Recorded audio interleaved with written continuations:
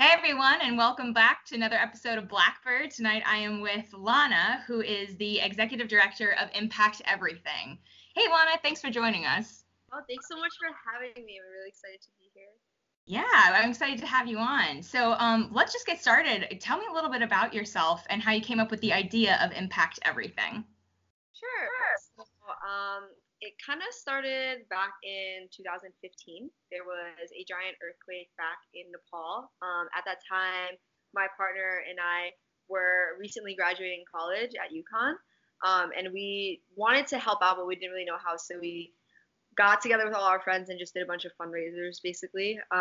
So we did things from like lemonade stands, we did like a ton of car washes, like a 5K, and we're just trying to fundraise at that point after the earthquake. And then we raised about $10,000 in like 3 months, which was insane at that time. So we didn't really know what to do with the money. We debated kind of giving it to a nonprofit, but there was a whole thing with not knowing exactly where the money would go. So my partner Saroj and I, we flew over to Nepal ourselves and ended up building a school there in 2016.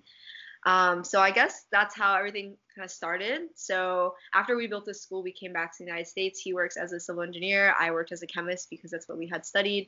But we knew we wanted to continue that kind of lifestyle and that project going forward. So our very first product to sustain that school was our hemp products that we brought back in our suitcases. And every single product we sell, like a hemp backpack, provides 8 hours of education to the kids in Nepal. And yeah, that's how the Impact Everything started, I guess. So after a year and a half, we expanded to 12 different causes, and then we went permanent storefront. To kind of explain a little bit more, so what is Impact Everything now? Like, how do people get involved? What exactly is the concept that you have? Yeah, sure. So Impact Everything is basically kind of like the name entails. It's a store located in Providence, Rhode Island, and also online, where every single thing that you buy makes an impact on a cause. And it's done in like 6 different ways, essentially. So Impact is actually an acronym. So the first is starting with an I. So the concept is impact starts at the individual level. So it's up to the consumers to make a choice to give back to their community. The M stands for a manufacturing design. So that would be a product that inherently is manufactured in a way that gives back, such as a metal straw, right? That protects our environment. The P stands for people. So a purchase that would help people directly in a way such that, for example, we have like a clothing line called Sudara and a jewelry line that's only made by survivors of sex trafficking. So that's more of an employment model. The third is the A. So that's acts of kindness. So you would see a direct act of kindness from the purchase of your product. A really famous brand that we work with is 4Ocean. So for every bracelet you buy, a pound of trash is removed from the ocean. Or 10 tree. Every shirt you buy, 10 trees are planted. So those are acts of kindness. The C stands for charitable proceeds. So that's when you buy something and then a percent proceeds goes to a nonprofit. That's like writing a check out. And we require 25% per sale for that. So that can range from anything from like a clean water project to rescuing animals. And the last, which I find really exciting, is T, which is traveling with purpose. So at the end of the year, we take our customers abroad with us and we continue to build schools around the world because that's why our company had started. That was our foundation, and we continue to do that. The entire, I mean, you obviously started with like doing the fundraising. How did you decide to kind of take it online and build a store and kind of have this whole social enterprise concept? Yeah, so that's a good question. I think so. Before we did the fundraisers ourselves, Saroj and I were involved with multiple nonprofits. So I was very passionate about human trafficking, so I did mostly Love 146, and he did a lot of Engineers Without Borders. And I think from our experience over the years in that is that nonprofits do a lot of great work, but there's this sense of dependency on fundraising and grants, which we didn't want to rely on. So we decided to form a social enterprise, so using business as a force for good, because business is ultimately more sustainable, and it's a way to also, when we go into different countries, bring products back and connect, 2 different countries and kind of see how it gives back. And it just became like a more long-term vision, I guess, than just relying on continuous, like, us doing car washes all over again. Yeah. Especially in the winter. I can't imagine that'd be very much fun. Because we live here. It's like awful. Yes. Yeah, and for the viewers, she lives in Rhode Island. I'm in Ohio, hence the Skype meeting. So snow on the ground right now. Yes, yeah, same here. So can you tell us a little bit about how you chose the causes that you support, and are you deciding on expanding that at all?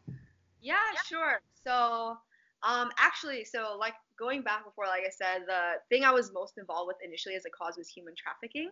And through volunteering that for like 3 to 4 years, I quickly learned that the main global issues are actually all related. So, for example, like if you were to try to solve human trafficking by building an all-girls school and providing a girl education, that's like solving one thing. But then sometimes you'll see like the students will leave because they have to feed their parents or provide medicine. So they'll, that raises issues of, I don't know, like public health or like world hunger. And you quickly realize that all these global issues are actually strongly related to each other.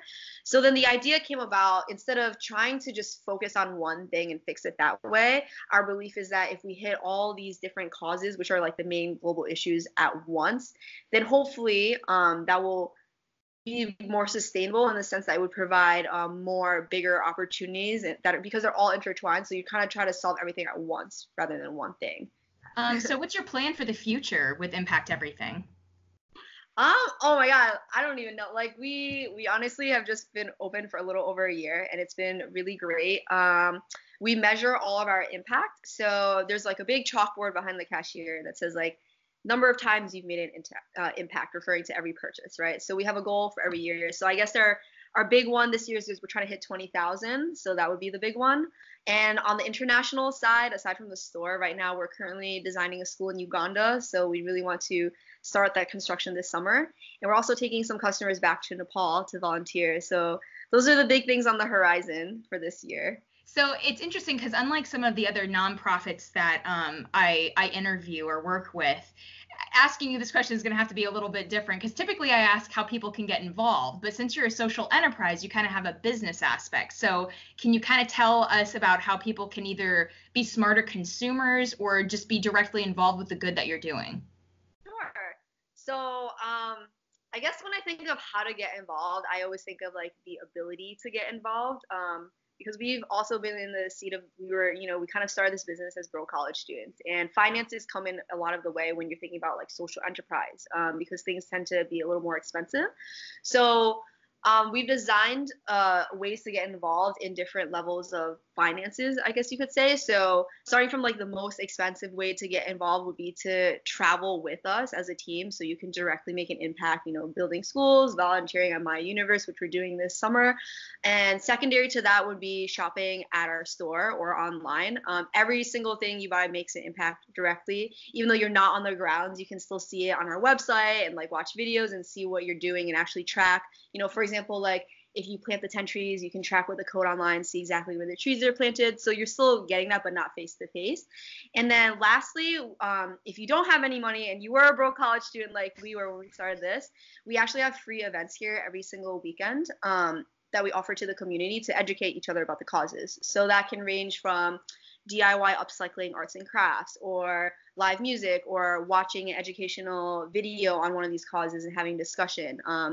Lots of activism around the community. So that's the cheapest way to get involved. So I guess, yeah, it's depending on what you're able to do. That's how you could get involved with us. And also, we post all of this all over social media at Impact Everything for Instagram or Facebook. If you want to just follow us, you can definitely get involved in all three of those ways. And lastly, I just kind of want to hear a little bit about your journey in setting up your shop. Did you face any sort of obstacles that you had to overcome in this process? Oh my God, totally. I feel like every day. Go on. Yes, so neither of us studied business, honestly, and it's just been a lot of trial and error. For example, we opened during like winter break and nobody was here, and we thought nobody lived here. That was crazy. We also opened 1 week after we came back from Uganda because we had done our assessment trip to build a school there. So a lot of time was against us. But honestly, the important thing I think we've learned is that everything that was kind of a failure was actually a reward. It really showed us like the ropes on how to do something better. For example, like a big criticism that we often got was like, oh, like, how do I know I'm really making an impact? Like, how can I even see, like, how can I trust you? You guys are new. So we learned that transparency, which is now one of our pillars, became like a core thing. So for example, if you walk around the store, I made all these like little corny signs. Actually, there's like one right here I can show you. Where like everything is tracked, right? So like next to the product, you can see like, oh, that's how many trees you planted. We have the chalkboard, like I mentioned, even on our receipt that you print out. next to every single product tells you exactly how you give back. So that actually came from the criticism that we got, or a big thing when we did pop-up shops was like, oh, like some people would be like, I don't really care about the environment, like I'm gonna die, or like I don't really, like, you understand there's a lot of miseducation or no education around causes. So we put a lot of signs up in the store to say like, okay, why is using a plastic straw versus like a metal straw? What's the difference? Things like that. So statistics, facts, and transparency all came from learning curves. So yeah. Wow, fantastic. What is a word of encouragement that you would have to somebody that is like maybe has a good idea like you had, or was really profoundly moved by something but doesn't know where to start? I think that doesn't know where to start. Well, I think that if it's encouraging at all, it's like take small baby steps. If you don't know where to start, it's actually okay, because like I said, we didn't even have a business background. But if it's your passion, you just keep following that, and like you will fail multiple times, but then you learn from it. So just take baby steps and like treat it almost like a science experiment, right? So like every single time you feel at one thing, just tweak a little and like test something new out. So take small steps and slowly improve over time. And I think the concept will work. Great. Well, thank you so much for being with us tonight. Yeah, thank you for having me. You're very welcome. And thank you guys for joining us. Come back next time for another episode of Blackbird.